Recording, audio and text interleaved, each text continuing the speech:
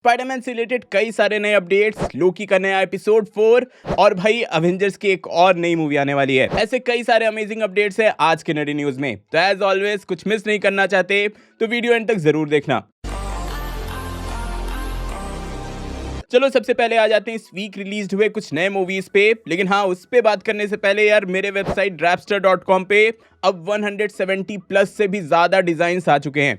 मतलब 170 different design के posters आ चुके हैं, जिसमें आयरन मैन के कई सारे नए पोस्टर्स अवेलेबल है, लोकी के कई सारे नए पोस्टर्स अवेलेबल है, इवन एनिमे में Jujutsu Kaisen, one piece, Naruto सबके पोस्टर सब वेबसाइट पे अवेलेबल है। तो हाँ, इफ आप इंटरेस्टेड हो तो वेबसाइट एक बार चेकआउट जरूर करना, लिंक मैंने पिन्ड कमेंट में दे दिया है। तो हाँ, अब अगर इस वीक रिलीज मूवीज पे आए तो सबसे पहले यहाँ रिलीज हुई फाइव नाइट्स एट फ्रेडीज, जिसका ये एक नया ऑफिशियल पोस्टर रिलीज किया गया। साथ ही इसका ओपनिंग बहुत ही कमाल का रहा है। इस मूवी ने अपने ओपनिंग पे $39.5 मिलियन का कलेक्शन किया, जो कि किसी गेम पे बने मूवी में सबसे ज्यादा कलेक्शन कर गई है। लेकिन हाँ, रॉटेन टोमेटोज पे इसकी रेटिंग्स उल्टी ही चल रही है। मतलब ऑडियंस ने इस मूवी को 89% पसंद किया है, क्योंकि ये मूवी बहुत ही अच्छी अडेप्टेशन है अपने गेम की। मतलब गेम के साथ बहुत ही ज्यादा ऑनेस्ट है, लेकिन मूवी वाइज, सिनेमा वाइज इसको उतना अप्रिशिएट नहीं किया गया, जहां क्रिटिक्स ने इसको बस 26% की रेटिंग दी है। तो हाँ, अगर आप गेम के फैन हो तो फॉर श्योर आप ये मूवी एंजॉय करोगे, अदरवाइज शायद नहीं कर पाओ। इसके बाद यहाँ रिलीज हुई killers of the flower moon. ये मूवी यूएसए में ऑलरेडी एक वीक पहले रिलीज हो गई थी, लेकिन हाँ, इंडिया में अब जाकर इसे रिलीज किया गया है। अभी जब मैं ये वीडियो बना रहा हूँ तब तक इस मूवी का टोटल वर्ल्ड वाइड कलेक्शन हो चुका है $62 मिलियन का। और रॉटेन टोमेटोज पे भाई ऑडियंस एंड क्रिटिक्स दोनों ही इक्वली इस मूवी को बहुत ज्यादा पसंद कर रहे हैं। तो हाँ, आपको ये मौका मिला मूवी देखने का या नहीं, कमेंट में जरूर बताना यार। मेरे तरफ तो ये मूवी लगी ही नहीं। देन इसके बाद जेनवी का नया एपिसोड भी इस वीक रिलीज कर दिया गया। मैं अभी तक नहीं देख पाया, सोच रहा हूँ सीजन फिनाले के साथ देखूंगा। साथ ही लोकी का एपिसोड 4 भी इस वीक रिलीज कर दिया गया है, जो कि लिटरली काफी अमेजिंग था। लेकिन हाँ, यहाँ यूनिक ये रहा कि भाई इंस्टाग्राम पे लोकी के पेज पे कुछ अलग ही चल रहा है। लोकी के ऑफिशियल इंस्टाग्राम पेज पे इन्होंने सारे पोस्ट डिलीट कर दिए हैं और वहां बस एक ही पोस्ट है मिस मिनट्स का। तो हाँ, एपिसोड 4 में जो भी हुआ उसी को यहाँ इंस्टाग्राम पेज पे भी रेप्लिकेट किया जा रहा है। आपको लोकी का एपिसोड 4 कैसा लगा कमेंट में जरूर बताना, और मेरा ब्रेकडाउन देखे या नहीं ये भी कमेंट करना। वैसे लोकी के one of the producer Kevin right से जब पूछा गया कि मार्टिन स्कॉर्सेसी ने स्टेटमेंट दिया है कि भाई कॉमिक बुक मूवीज है वो मूवी कल्चर को डिस्ट्रॉय कर रहे हैं, खराब कर रहे हैं, और उन्होंने ये बोला है कि भाई comic book based movie cinema के लिए डेंजर है।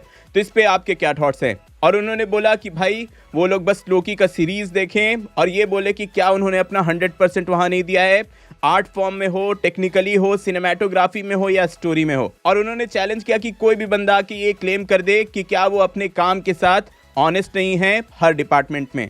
तो हाँ, इस पे आपके क्या थॉट्स हैं कमेंट में जरूर बताना। चलो अब आगे बढ़ जाते हैं अपने फेवरेट सेक्शन, कुछ छोटे मगर मेजर अपडेट्स पे, जहां सबसे पहले है टर्मिनेटर की सबसे फर्स्ट मूवी। तो यार जेम्स कैमरॉन की इस मूवी को रिलीज हुए 40 साल कंप्लीट हो चुके हैं, एंड लिटरली ये मूवी बेंचमार्क थी आज की जनरेशन की साई-फाई मूवी के लिए। तो हाँ, इस वीक फैंस ने इस मूवी को बहुत ही ज्यादा ट्रिब्यूट दिया, अपना बहुत ही ज्यादा प्यार दिखाया। एंड लिटरली इमेजिन करो कि टर्मिनेटर आज से 40 साल पहले रिलीज हुई थी, और उस टाइम पे रोबोट्स, एआई, इस सब के बारे में डिस्कस करना, जिस टाइम पे कोई इसके बारे में सोच नहीं रहा था, एंड आज जाके ये रियलिटी हुई है। तो इतने टाइम पहले ये सब प्रेडिक्ट करना, ये सब डिस्कस करना कितनी बड़ी बात थी, आप समझ ही सकते हो। एक तरह से सिनेमा में जो आप मॉडर्न साई-फाई, रोबोट्स, हैकिंग ये सब देखते हो वो इसी मूवी की वजह से थी। तो हाँ, साई-फाई जॉनरा में terminator one of the best movies हैं, इस बात को कोई डिनाई नहीं कर सकता। चलो, मैंने भी इस मूवी को अपना ट्रिब्यूट दे दिया। अब आगे बढ़ते हैं डेयरडेविल बॉर्न अगेन पे। तो आप लोगों को मैंने बताया था कि मार्वल स्टूडियोज अपने डिज्नी प्लस शोज के लिए बहुत सारे चेंजेस कर रहे हैं, उसमें वन ऑफ द पॉइंट था कि हर शो के लिए एक पर्टिकुलर शो रनर रखा जाएगा, जो ओवरऑल हर एपिसोड को देखेगा और एमसीयू से वो कनेक्टेड कैसे होगी इस पे भी फोकस रखेगा। तो हाँ, डेयरडेविल बॉर्न अगेन के लिए एक शो रनर हायर कर दिया गया है। नेटफ्लिक्स की द पनिशर सीरीज के जो प्रोड्यूसर थे डारियो स्कारडैप ने, उन्हें ही मार्वल स्टूडियोज ने हायर किया है as show runner of Daredevil Born Again. फिर इसके बाद अगर स्नो वाइट पे आए तो भाई यहाँ एक फर्स्ट लुक रिवील किया गया है snow white and the 7 dwarfs का, जहां आप क्लियरली देख सकते हो कि ड्वार्फ्स में बहुत सारे चेंजेस कर दिए गए हैं, जो कि सेट के फोटोज से काफी ज्यादा अलग हैं। अगर आप पूरी कंट्रोवर्सी जानते हो तो आपको इसके बारे में पता होगा ही। फिर हाँ, इस मूवी को 1 साल के लिए डिले भी कर दिया गया है। अब ये मूवी 21 दिसंबर 2025 में रिलीज होगी। फिर हाँ, रिसेंटली एक इंटरव्यू में क्रिस्टोफर नोलन से पूछा गया कि भाई ओपेनहाइमर का इतना हाइप क्रिएट किया गया था एटॉमिक बॉम्बिंग के अराउंड, तो उस पर्टिकुलर ब्लास्ट वाले सीन को मूवी में दिखाया क्यों नहीं गया? तो इस पे क्रिस्टोफर नोलन ने बहुत ही अच्छा रिस्पॉन्स दिया है। उन्होंने बोला कि ये मूवी एटॉमिक ब्लास्ट की नहीं बल्कि ओपेनहाइमर की थी। तो उन्होंने कोशिश की कि ये मूवी जितना सब्जेक्टिव हो सकता है, मतलब जो ओपेनहाइमर ने एक्सपीरियंस किया था वही वो मूवी में दिखाने की कोशिश कर रहे थे। एंड जो रियल ओपेनहाइमर थे उन्होंने कभी हिरोशिमा पे हुए अटैक को देखा नहीं था, उन्होंने रेडियो से उस बॉम्बिंग का न्यूज सुना था, तो उन्होंने वही पर्सपेक्टिव अपने मूवी में दिखाने की कोशिश की है, ना कि जो हिरोशिमा में हुआ था वो दिखाने की कोशिश की है। तो हाँ, इन सिंपल वर्ड्स उनका यही कहना है कि ओपेनहाइमर मूवी का जो पूरा पर्सपेक्टिव था, जो पूरी स्टोरी लाइन थी, वो जे रॉबर्ट ओपेनहाइमर के पर्सपेक्टिव से दिखाया गया था, जो उन्होंने अपने लाइफ में एक्सपीरियंस किया था। फिर हाँ, मैड मैक्स फ्यूरी का एक प्रीक्वल मूवी आ रहा है, ये आप सब जानती होंगे, मैड मैक्स फ्यूरियोसा। तो उसके ट्रेलर को लेकर ये अपडेट आया है कि एक्वामैन 2 जब रिलीज होगी तो उसी के साथ अटैच करके उस मूवी का ट्रेलर रिलीज किया जाएगा। वैसे हाँ, आपको बता दूं कि भाई इस मूवी में आप सबके फेवरेट थॉर मतलब क्रिस हेम्सवर्थ होने वाले हैं और उनका ये फर्स्ट लुक सेट की इमेजेस से लीक हुआ है। भाई मुझे तो यहाँ भी वो एसगार्डियन ही लग रहे हैं। फिर मिशन इम्पॉसिबल डेड रेकनिंग का पार्ट 2 जो आने वाला था उस मूवी को भी डिले कर दिया गया है।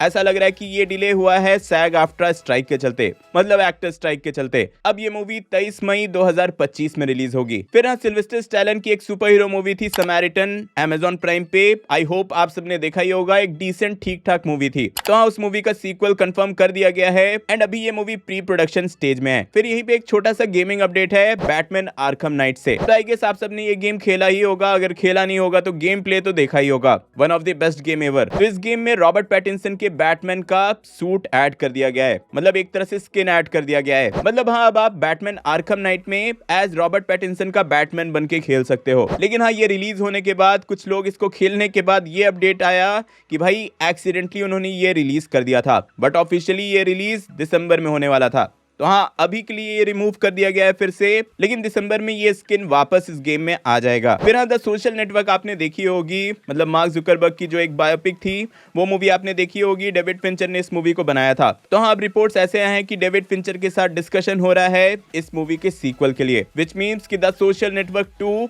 आ सकती है। देन गिलर्मो डेल टोरो की फ्रैंकेस्टाइन भी आने वाली है, तो इसकी भी कास्टिंग अपडेट रिवील की गई है। यहाँ एक्ट्रेस मिया गॉथ को एज द ब्राइड कास्ट किया गया है, ऑस्कर आइजैक को as the monster and Andrew Garfield को एज द डॉक्टर।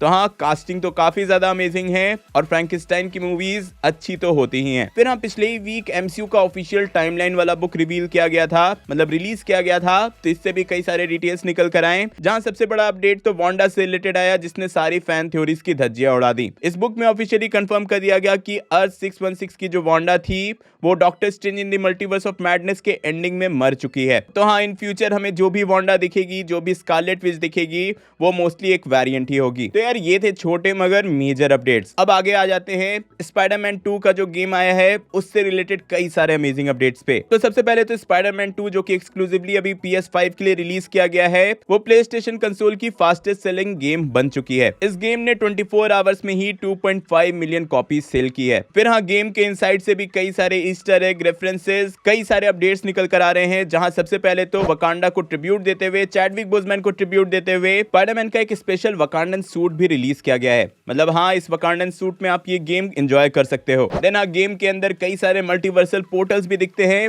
और यही एग्जैक्ट पोर्टल्स आप इनटू द स्पाइडरवर्स की मूवीज में देखा करते थे। देन इससे भी बड़ा ये अपडेट आया कि स्पाइडरमैन 2 जिस यूनिवर्स में है उसी सेम यूनिवर्स में वुल्वरीन का गेम भी एग्जिस्ट करता है। मतलब हाँ, जिसका आपने टीजर देखा था वो गेम भी सेम इसी यूनिवर्स में है। लेकिन हाँ, इसके मेकर से जब पूछा गया कि ये क्रॉसओवर कब होगा, तो उन्होंने बोला कि भाई पहले स्पाइडरमैन 2 को इंडिविजुअली चलने दो, इसको अच्छे से होने दो, फिर इसके बाद जो वुल्वरीन का गेम आएगा उसको इंडिविजुअली स्टैब्लिश होने दो। लेकिन हाँ, एक टाइम ऐसा जरूर आएगा इन फ्यूचर जहां ये दोनों क्रॉसओवर होगा। मतलब हाँ, इन गेम आप स्पाइडरमैन और वुल्वरीन को साथ में क्रॉसओवर करता हुआ देखोगे। यार ये सही है, ये लोग अपना ही अलग यूनिवर्स बना रहे हैं गेमिंग में भी, जो कि कह सकते हो कि मूवीज के मल्टीवर्स का पार्ट तो होगा ही। देन इसके बाद डेविड फिंचर ने रिवील किया कि इनिशियली 1999 में उन्होंने स्पाइडरमैन की एक मूवी पिच की थी और उस मूवी में स्पाइडरमैन की ओरिजिन वो नहीं दिखाना चाहते थे। मतलब पीटर पार्कर कैसे स्पाइडरमैन बनता है वो उस टाइम नहीं रिवील करना चाहते थे और उन्होंने यहां तक बोल दिया कि वो ऐसा सिर्फ इसलिए कर रहे थे क्योंकि उनको स्पाइडरमैन की जो ओरिजिन स्टोरी है वो डम्ब लगती है। अब इस पे आप सबके क्या रिएक्शन है, कमेंट जरूर करना। फिर हाँ, यहीं पे स्पाइडरमैन नो वे होम से कई सारे नए कॉन्सेप्ट आता है, जिसमें क्लियरली आप देख सकते हो कि जब डॉक्टर स्ट्रेंज और स्पाइडरमैन के बीच में फाइट हो रही थी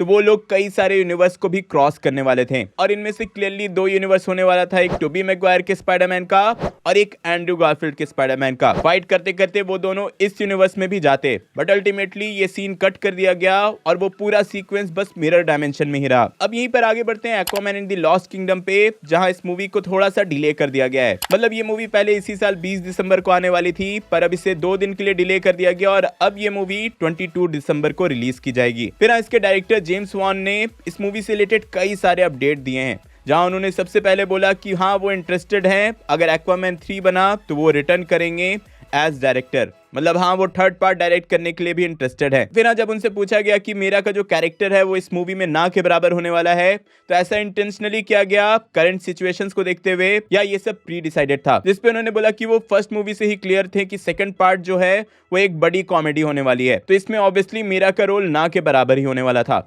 ऐसा उन्होंने नहीं किया है कि करंट सिचुएशन को देखते हुए एम्बर हर्ट के रोल को कट कर दिया है। अब वो कितना सच बोल रहे हैं ये तो यार वही जाने। फिर जब इंटरव्यू में उनसे ये भी पूछा गया कि ये भी कंफर्म हो चुका था कि इसमें बैटमैन का कैमियो होने वाला है, तो उस कैमियो को अब कट क्यों कर दिया गया, तो इसी पर उन्होंने एक्सप्लेन करते हुए बोला कि पहले जो एक्वामैन की मूवी थी वो फ्लैश से पहले रिलीज होने वाली थी, तो उसी कंटिन्यूटी को मेंटेन करने के लिए बेन एफ्लेक के बैटमैन का कैमियो यहाँ होने वाला था। लेकिन सिंस ये मूवी डिले हो गई और फ्लैश पहले रिलीज हो गई, तो उस कंटिन्यूटी को दिखाने का कोई अब मतलब नहीं रहा, इसलिए इस सीन को कट कर दिया गया है। मतलब हाँ ठीक ठाक उन्होंने एक्सप्लेनेशन दे दिया है, अब ऑडियंस पे है कि वो लोग मानते हैं या नहीं मानते हैं। चलो मानना ना मानना लगा रहेगा।